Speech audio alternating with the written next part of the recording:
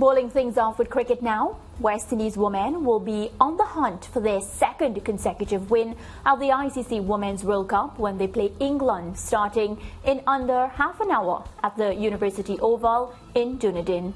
The Windies claimed a shocking victory over New Zealand in their first match, while England lost to Australia in a high-scoring affair.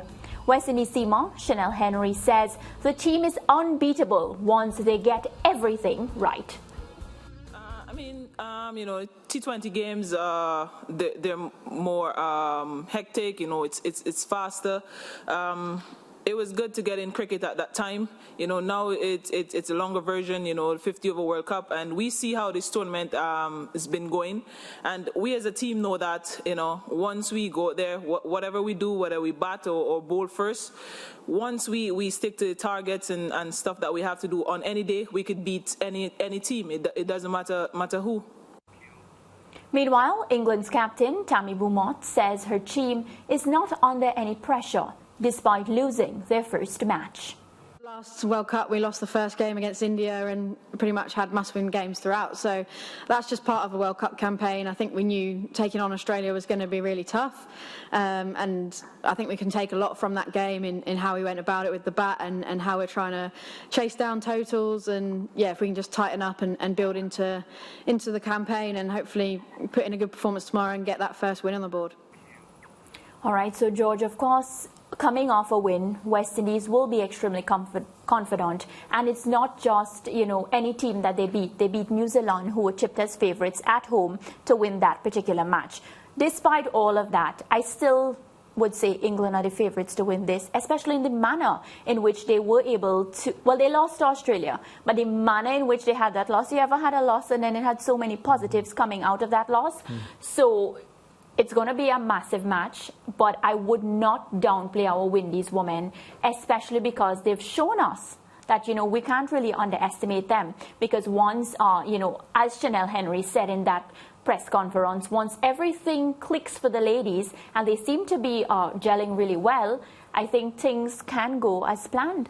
Yeah, having a situation where everything clicks for you is a rare day, and most cricketers will go through a long career and not have one of those experiences where everything clicked on that one day. So it's not to say it's fanciful thinking, but it's hardly likely that will happen. More realistic will be that the usual suspects, the Taylors, the Matthews, the Dottins of the team, and Chanel Henry herself, come to the party with good performances. Unlike most sports, especially individual sports, where a good performance in the game before is a portent for a good performance in the game now, cricket actually doesn't quite work like that. And the fact of England losing the first game to Australia doesn't mean that England are not in good form. And the fact of West Indies winning their opening game against New Zealand doesn't mean the West Indies are in great form. What is true is that the West Indies, as Chanel Henry said, they have the capacity to beat anyone. And if their big guns deliver, if our big guns deliver, we can overpower anybody else. What is also true is that the West Indies from that first game, Courtney Walsh would have told the ladies that there is so much more room for improvement because our fielding was not up to the standard that I'd be happy with despite us beating New Zealand. Now, the New Zealand win was set up, of course, by Hayley Matthews' innings, and not insignificant are the partnerships which supported her in the Windies building up that big total. And then, of course, the bowling performances and, of course, Dutton's super over in an over that wasn't the super over, but you get the drift. So those things set up the victory. But away from that, if you're playing against a team that is hitting their straps in the way that you are hitting your straps, and if we anticipate that the Windies will play well, then the English women will believe that they will play well as well. And it will come down to the fielding. How many runs do you give away? How many catches do you take? How many of those opportunities do you hold on to? That's what it will come down to. It didn't come down to the details against New Zealand, but it may come down to the details against England. And that's where the Windies have to improve. But I've seen enough to be satisfied that if they do their best, they can beat this England team and go far in the tournament. I have to agree with you where it comes down to the details, especially because when I looked at that match, England versus Australia, England was doing really, really well. Nat Siver, she had a century, similar to Hayley Matthews, but it just tells you the class of these players that, you know, with England, the moment they slipped up, Australia took the match from them. So, right, just to agree with what you said, West Indies would have to leave no room for error, George, because I don't see England making the same errors that they made against Australia. What I am excited to see, and I know I might be disappointed, is Deandra Dottin. I don't know if she's going to bowl after what she did, because she really wasn't supposed to bowl. She literally went up to Steph and said, you know, give me that ball. Let me deal with them. Just a quota. So I'm not sure if after that, you know, things might change, but I'm so excited and I'm looking forward to just see if she takes the ball. Well, you know, just to extend the point I was making about about form.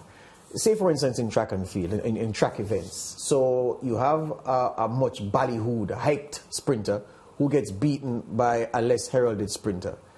There's everything in that result to suggest that the less heralded sprinter is now improving, because no matter what, the much hyped sprinter will not put in a performance so badly that anybody could have beaten them.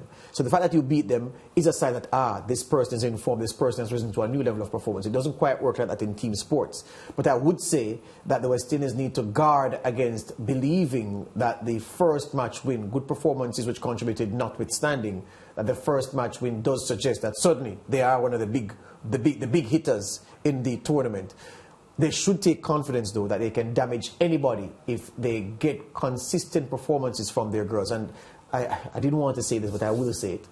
I was having a conversation with Hayley Matthews over one of the social media platforms that we connect on, and I was saying to her, look, keep it simple. If you produce your best every day, it doesn't matter the result. The result is irrelevant, as long as you can look in the mirror and say, you know what? I contributed well to our cause. And if 4 or 5, it will be impossible for 11 women to contribute significantly to the cause, because sports and life doesn't work like that.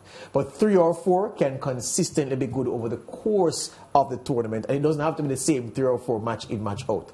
That's what we want, Mariah. If we get that kind of consistency, then you and I will be here analysing more victories by the West Indies. And that's exactly what I want. What I do know is if I'm Stephanie Taylor, I'm winning the toss, I'm bowling first, because it's believed that this track has a lot of pace and bounce. So the team that bats second, likely to win. We go to break, come right back.